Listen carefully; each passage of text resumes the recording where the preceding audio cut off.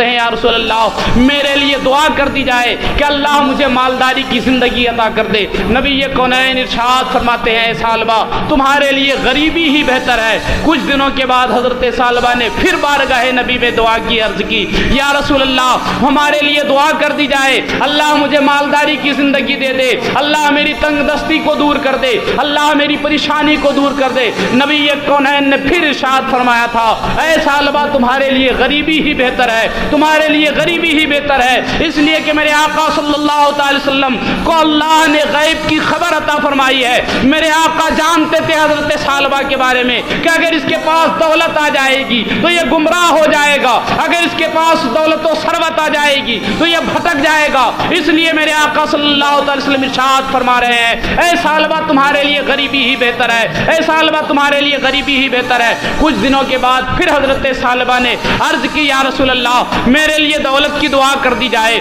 میرے لیے مالداری کی دعا کر دی جائے۔ آقا کریم صلی اللہ تعالی وسلم نے اپنی جیب خاص سے چند درہم عطا فرمائے اور کہا اے ثعلبہ جاؤ ایک بکری خرید کر لے آؤ۔ حضرت ثعلبہ جاتے ہیں، ایک بکری خرید کر لاتے ہیں اور خرید کر لانے کے بعد بارگاہ نبی کے میں آتے ہیں یا رسول اللہ ہم نے بکری خرید لی ہے۔ میرے آقا صلی اللہ تعالی وسلم نے بکری پر ہاتھ رکھ کر دعا فرمائی کہ مولا حضرت ثعلبہ کے مال میں برکت عطا فرما، حضرت ثعلبہ کے مال میں برکت عطا فرما۔ اب حضرت ثعلبہ ہے اس بکری کی پرورش کرتے ہیں، بکریاں زیادہ ہونے لگتا ہے، یہاں تک کہ اتنی بکریاں ہو گئی کہ حضرت ثعلبہ کا مدینہ میں رہنا دشوار ہو گیا۔ اب وہی ثعلبہ جو نبی کونین کے پیچھے 5 وقت کی نماز پڑھا کرتے تھے، اب وہی ثعلبہ کبھی 1 وقت کے آتی ہیں، کبھی 2 وقت کی نماز پڑھا کرتے ہیں، کبھی تو پورا دن غائب ہو جاتے ہیں، کبھی تو صرف جمعہ آ رہے ہیں۔ اب حضرت ثعلبہ ہے بکریوں کا اور ریوڑ بڑھا اور نبی کون بکریوں کا اور ریوڑ بڑھا،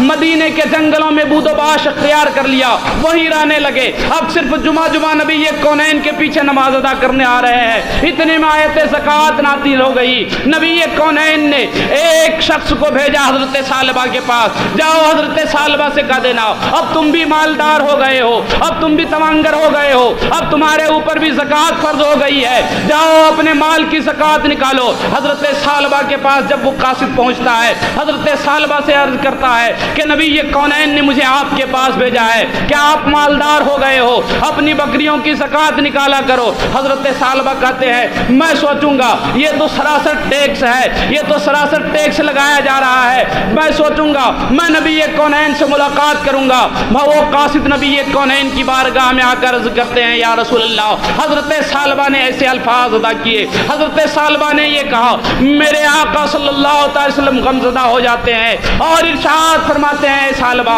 میں تم سے پہلے ہی کہہ رہا تھا کہ غریبی تمہارے لیے بہتر ہے، غریبی تمہارے لیے بہتر ہے۔ آج تم نے اللہ اور اس کے رسول کو ناراض کر دیا، جاؤ آج اللہ تجھ سے ناراض ہو گیا، اللہ کا رسول تجھ سے ناراض ہو گیا۔ اے ثعلبہ تجھ سے اللہ اور رسول ناراض ہو گیا۔ اتنے میں آیت زکوٰۃ، اتنے میں ایک آیت نازل ہوتی ہے کہ اللہ کے رسول ان لوگوں سے کہہ دے جو وعدہ کرتے ہیں اور وعدہ کو پورا نہیں کرتے، اس لیے کہ حضرت ثعلبہ نے کہا تھا یا رسول اللہ جب میں مالدار ہو جاؤں گا تو میں اپنے مال کی زکوٰۃ ادا کیا کروں گا، لیکن جب مالدار ہو گئے تو زکوٰۃ سے ٹال مٹول کرنے لگے۔ اللہ کے رسول فرماتے ہیں ثعلبہ آج تجھ سے اللہ اور رسول ناراض ہو گیا۔ اتنے میں نبی کونین کے وصال کے بعد اللہ کے رسول کے مقدس خلیفہ حضرت ابوبکر صدیق کی بارگاہ میں حضرت ثعلبہ اپنے مال کی زکوٰۃ لے کر آتے ہیں، لیکن صدیق اکبر نے یہ کہہ کر ٹھکرا دیا اے ثعلبہ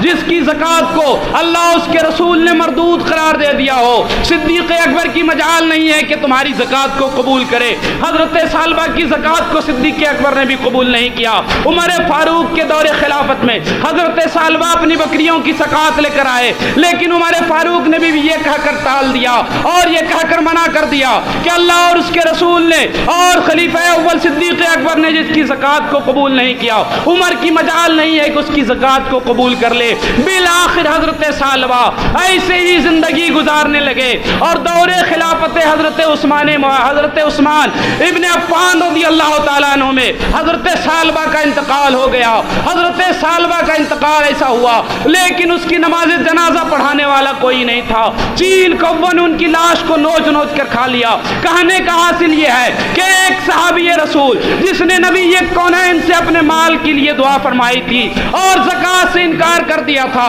ज़कात से टाल मटोल किया था और अपने माल की ज़कात अदा नहीं की थी, तो उससे अल्लाह और उसका रसूल भी नाराज हो गया। अल्लाह उसके रसूल के मुकद्दस लोग भी नाराज हो गए। मेरे मोहतरम बुजुर्गों और दोस्तों, इसलिए हमें और आपको चाहिए कि अपने माल की ज़कात अदा करें ताकि हमारा माल पाक व साफ हो जाए और उस माल में अल्लाह तबारक व तआला बेपनाह बरकतें अता फरमाए और वही माल हमारे लिए दुनिया और आखिरत में कामयाबी की मंजिल से हमें हमकिनार फरमा दे।